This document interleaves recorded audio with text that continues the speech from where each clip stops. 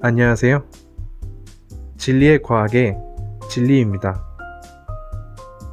이번엔 10번째 시간으로 일과 에너지에 대한 설명 2번째 시간을 갖고자 합니다. 그럼 영상 시작하도록 하겠습니다.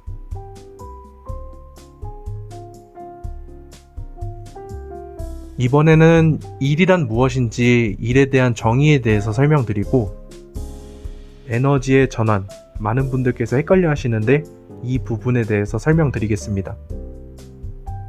그리고 조금 더 쉽게 일을 계산하는 방식에 대해서 설명드린 다음에 위치 에너지와 보존력을 설명드리면서 그에 해당하는 개념인 역학적 에너지 보존 법칙을 설명드리는 것으로 영상을 마무리하겠습니다. 일은 이렇게 정의가 됩니다. 물체가 받는 힘을 F벡터라고 놓고 이 물체가 움직인 미소거리를 ds벡터라고 놨을 때 미소 일의 양은 두 벡터의 내적으로 계산이 가능합니다. 여기서 말하는 미소는 이 미소가 아니에요. 아니고 미소거리라는 것은 우리가 생각할 수 있는, 우리가 관심 있어 하는 매우 짧은 거리를 의미합니다. 미소 일은 우리가 생각할 수 있는 매우 작은 양의 일을 의미합니다. 그런데 제가 4번째 시간에도 설명드렸듯이 두 벡터의 내적은 수직선을 그어서 정사형시킨 다음에 이 두 벡터의 길이의 곱으로 표현이 가능하다라고 말씀드렸죠. 그렇기 때문에 F벡터 끝점이 이 수직선상 위에만 있으면 그 벡터들은 모두 ds벡터와 내적이 되면서 같은 미소 2를 출력합니다. 자, 입장을 바꿔서 ds벡터를 이렇게 수직선상으로 정사형시켜도 같은 값이 나오죠. 하지만 이렇게 수직선상 위에 끝점들이 존재하면 이 모든 ds벡터와 f벡터는 같은 미소 2를 출력합니다. 이것은 나중에 2를 계산하는 방식에 대해서 중요하니까 익혀두시고요. 자, 그런데 우리는 총 1의 양이 궁금하기 때문에 이 미소 2를 단순히 거리의 형태로 적분해주는 것으로 계산이 가능합니다. 보통 f벡터 자체를 s에 대한 함수로 놓거나 아니면은 컨스탄트 값을 주기 때문에 여러분들께서는 이거를 계산하실 수가 있습니다. 혹은 단위 시간당 출력되는 일의 양, 일률이나 출력 혹은 파워에 대한 계산도 이 시간에 대한 미분만으로도 충분히 계산 가능한데 보통 f벡터가 시간에 의존하지 않기 때문에 이 거리만 시간으로 미분을 해준까 이 f와 v벡터의 내적으로 계산하시면 됩니다. 자, 그런데 여기서 에너지라는 것은 일을 할 수 있는 능력을 의미하는데요. 제가 저번 시간에도 설명드렸듯이 에너지 자체의 총량은 절대 변하지 않고 에너지가 소모되지도 않으면서 형태만 바뀐다라고 말씀드렸습니다. 그런데 이 에너지 형태가 변환되는 과정, 에너지가 전환되는 과정에서는 열이 발생해서 에너지 손실이 생기는데 이때는 우리가 효율을 계산할 수가 있어요.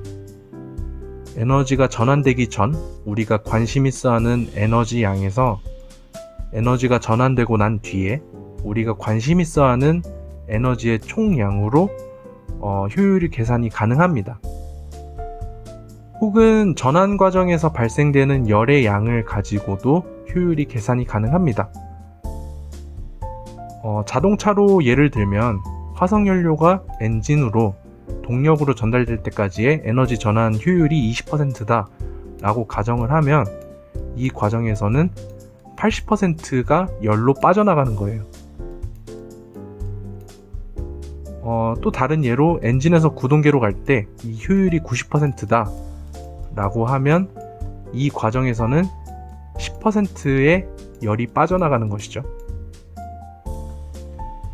그런데 이 전환 과정 중에 열이 발생되지 않는 특수한 경우, 그때를 기계적 관점에서는 역학적 에너지 보존 법칙이라고 얘기합니다.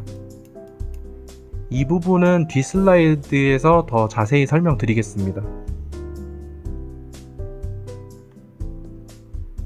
자, 많은 분들께서 헷갈려 하시는 건 이거예요. 이 에너지라는 것은 힘을 전달할 수 있는 매개체를 기반으로 합니다. 예를 들어서 중력에 의한 위치 에너지는 힘의 매개체가 중력이기 때문에 중력에서 얼마만큼 움직였느냐, 그게 이 에너지의 중요한 지표가 되는 것이고, 물체가 움직이고 있으면 다른 물체한테 힘을 줄 수 있죠. 그때는 물체의 운동 에너지를 기반으로 하고 있습니다. 자, 이 말을 조금 더 설명드리면, 이 물체가 단순히 내려가고 올라가는 이 과정을 1번, 2번 과정으로 나눠서 설명드릴게요. 1번 과정에서는 중력이 일을 합니다. 왜냐하면 중력이 아랫방향인데 물체도 아랫방향으로 움직이죠. 그때는 중력이 한 일이 양수가 됩니다. 중력이 한 일이 양수라는 것은 중력이 갖고 있던 에너지를 소모해서 일을 하는 거예요. 그렇기 때문에 그때는 위치 에너지가 감소합니다. 물체 입장에서는 얘가 중력이 존재하기 때문에 윗방향으로 힘을 줘야지 일을 하는 것인데, 얘가 힘을 주진 않았죠. 그래서 물체가 한 일이 음수가 되고 운동 에너지가 증가하는 겁니다. 자, 2번 과정을 보시죠. 2번 과정에서는 중력이 아랫방향으로 작용하는데 물체가 위로 올라가죠. 그렇기 때문에 중력이 한 일이 음수가 돼서 위치 에너지가 증가하는 겁니다. 자, 알아두셔야 될 것은, 무언가 한 일이 음수라는 것은 그에 해당하는 에너지가 증가했다라는 겁니다. 반대로 운동 에너지 자체는 중력에 저항해서 위로 올라가는 힘을 줬기 때문에 물체가 한 일 자체는 양수가 되지만은 운동 에너지 자체는 감소하는 것이죠. 자, 다시 얘기하면 어떤 매개체가 한 일이 양수이면 그에 해당하는 에너지가 감소하는 것이고, 어떤 매개체가 한 일이 음수인 것은 그것을 매개체로 한 에너지가 증가하는 겁니다. 자, 이 관계에 헷갈리지 마시고요. 꼭 알아두셨으면 좋겠습니다. 자, 이번에 이를 어떻게 쉽게 계산하게 되는지 설명드릴게요. 예를 들어서 이 F라는 일정한 힘을 받은 물체가 이 궤적대로 따라간다고 해보죠. 근데 우리는 이 구간들을 전부 미소거리로 나눌 수가 있어요. 그리고 제가 아까 설명드린 내적의 정의에 의해서 이 모든 점들을 이 직선에 일치하도록 할 수가 있습니다. 그러면 이 정사형된 거리만큼 움직였다라고 봐도 같은 결과가 나와요. 그래서 단순히 이 거리를 S라고 했을 때 계산되는 값은 FS가 끝입니다. 자, 그런데 중력에 의한 위치 에너지를 보시죠. 중력은 항상 아랫방향으로 작용하지만 우리가 중력에 의한 위치 에너지를 늘리려면 중력에 저항하는 윗방향의 힘을 줘야 되죠. 그런데 이 궤적 자체를 우리는 정사형 시킬 수가 있어요. 그래서 왼쪽이 한 일이나 오른쪽이 한 일이란 같은 거죠. 그래서 이 중력에 의한 위치 에너지는 높이에만 관계가 있습니다. 그래서 포텐셜 에너지, 이 위치 에너지는 mgh로 표현이 가능합니다. 그리고 이 얘기는 다시 얘기하면 궤적에 상관없다라는 얘기예요. 이것은 추후 보존력에 대해서 설명드리면서 더 자세히 설명드리겠습니다. 자, 탄성 에너지를 설명드리기 전에 이 탄성력 자체는 이 늘어난 방향의 반대 방향으로 힘을 주는 거고, 이쪽으로 늘어나는데 반대 방향으로 힘을 주죠.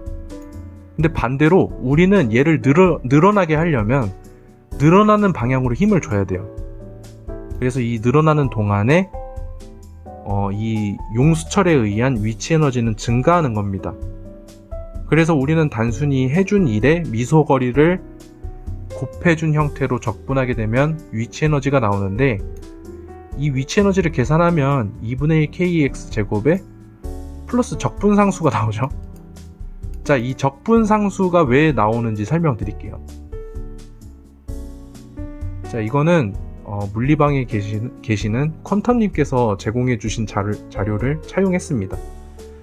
자, 위치 에너지가 0이라는 기준이 애매한 경우가 있어요. 애매한 경우가 있고, 보통 에너지 자체가 이 위치 에너지가 변환하는 과정 중에 생기는 그 변화량, 그거를 우리는 관심 있어 합니다. 자, 이 자료를 보시면 이 마이너스 전하와 플러스 전하 사이에 생기는 전기장을 그려준 것인데, 이 전기장에 대한 것은 이 힘과 거의 비례하는 관계이기 때문에 이것을 아까 1의 정의대로 표현을 하면 위치 에너지가 플러스 전하에서는 굉장히 높고 마이너스 전하에서는 굉장히 낮은 값으로 계산이 됩니다.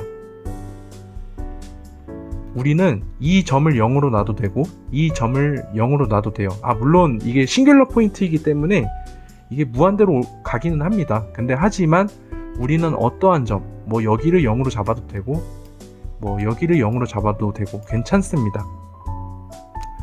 자, 오른쪽에 있는 건 등전위선이라고 위치 에너지가 같은 지점들을 선으로 이은 것인데, 여기 보면은 이 점을 0으로 놨어요. 이 점을 왜 0으로 놨냐면은 보통 위치 에너지의 절대적 기준을 이 필드에 구속되지 않은 상태를 기준으로 놓는 경우들이 있습니다.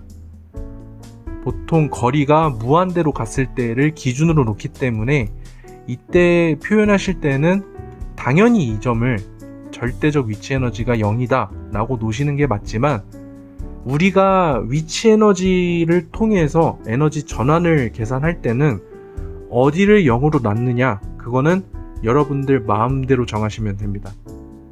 그래서 아까 적분상수가 나왔던 것도 어디를 탄성 위치 에너지가 0인 점으로 놓느냐에 따라서 달라지는 겁니다. 계산할 때 마음대로 편하게 하십시오. 자, 이제 보존력을 설명드릴게요. 좀 웃긴 것들 많이 가져왔는데, 아까 제가 경로에 의존적이지 않으면 그 힘 자체가 보존력이라고 했습니다. 자, 다시 설명드리면 어떤 힘을 매개체로 하는 에너지가 위치에만 의존하는 에너지일 경우에는 그 힘 자체를 보존력이라고 놓는 거예요. 그래서 아까 탄성에 의한 위치 에너지 역시 0으로 놓고, 0으로 놓는 게 아니라 보존력이라 하고, 그리고 중력에 의한 위치 에너지도 위치에만 관계하기 때문에 보존력이라고 놓습니다. 이 보존력은 수학적인 특징이 있는데 간략하게 설명드릴게요. 이 힘 벡터의 컬 값이 0이다라는 건데, 이게 무슨 말이냐면요, 이 회오리 바람이 불면 이 물체가 이 회오리 안으로 들어가게 되면 계속 회전이 가속하는 운동을 합니다. 이거는 무언가에 의해서 에너지를 점점 받았다는 것이죠, 물체가. 그 얘기 자체가 역학적 에너지가 보존되지 않는다라는 것을 반증하는 겁니다. 그래서 필드에서 이 회전력이 회전하는 구간이 있으면 보존력 자체가 성립되지가 않습니다. 그리고 이 롤러코스터가 돌아가는 것처럼 이렇게 닫힌 구간, 정확하게 한 바퀴 돌아서 처음과 끝점이 정확하게 일치하는 구간에 총 1의 양을 계산해보면 0이 나온다는 거예요. 이 0이 나온다는 거예요. 그래서 롤러코스터가 한 바퀴 돌 때는 중력이 해준 일은 0이 됩니다. 그리고 보존력 자체가 위치에 의존적이지 않기 때문에 그 에너지 필드를 단순히 그라디언트 시켜주는 것만으로도 그 힘의 크기가 계산이 됩니다. 이 퀀텀님이 그려주신 자료에 따르면 이 등전위선의 그라디언트는 최소 거리를 찾아가는 방향이죠. 그래서 우리는 그 필드가 역으로 계산이 됩니다. 그리고 마지막으로 보존력만 존재하는 필드 내에서는 역학적 에너지가 보존됩니다. 예를 들어서 우리가 관심 있어 하는 힘이 중력과 탄성력과 운동 에너지, 이거 3개만 있다라고 했을 때는 항상 그 안에서는 에너지가 보존되는 거예요. 그러니까 보존력만 존재하는 필드 내에서는 역학적 에너지 자체가 보존됩니다. 자, 그 예시들을 설명드릴게요. 일단 운동 에너지 우리 알고 있죠. 2분의 1 mv제곱. 그리고 중력에 의한 위치 에너지는 mgh. 그리고 용수철에 의한 위치 에너지는 2분의 1 kx제곱. 이렇게 계산이 됐습니다. 이 썰매를 탄 사람이 아래로 내려가게 되면 중력에 의한 위치 에너지는 떨어지고 이 운동 에너지가 올라갔다가 다시 반대로 되죠. 올라가면서. 그렇다 하더라도 이 총 에너지 양은 항상 일정하다는 겁니다. 이 진자 운동에서도 마찬가지죠. 이 진자는 장력이 작용하긴 하지만 보존력 자체가 성립하는 필드이기 때문에 이 진자가 아래로 갈 경우에는 위치 에너지가 감소하고 운동 에너지가 증가했다가 다시 여기서는 위치 에너지가 증가한 형태, 이게 왔다 갔다 하면서도 총 에너지 양은 일정하다는 겁니다. 물체가 용수철에 달려서 계속 진동하는 경우에도 역시 이 에너지 총량은 일정합니다. 그 반대로 이 물체가 이쪽으로 쏴졌다가 용수철에 의해서 반대 방향으로 튀긴다 하더라도 에너지 총량은 일정합니다.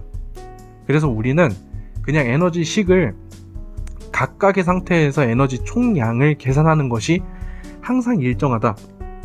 어느 지점에서 계산을 해도 일정하다라는 것을 토대로 역학적 에너지 보존 법칙을 기반으로 한 다양한 파라미터들을 역으로 산출해낼 수가 있습니다. 다양한 예시들은 추후에 제가 설명드릴 예정이고요.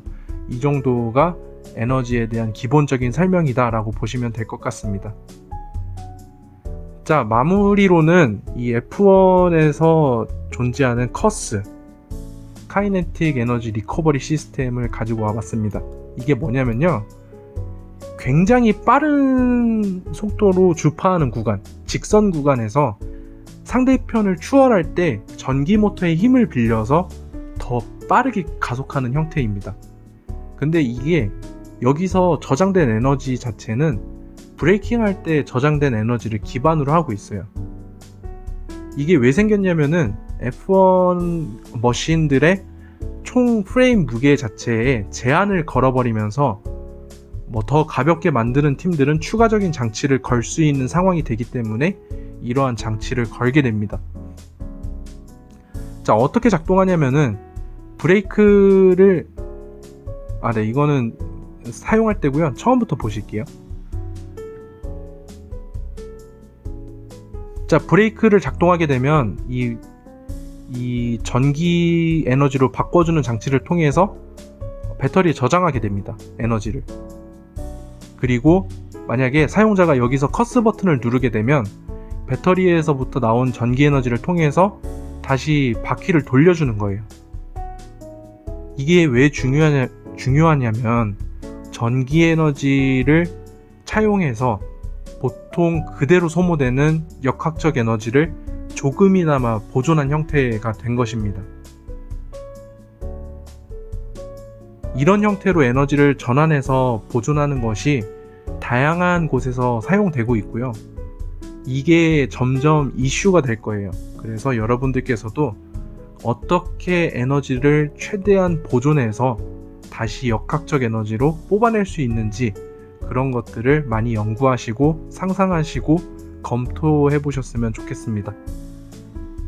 자, 영상 시청해 주셔서 감사합니다. 이번에는 제가 말이 너무 꼬이고 NG도 많이 나서 좀 완성도가 떨어지는 영상이 되긴 했는데 앞으로 더 유익한 영상들 제작해서 올리도록 하겠습니다.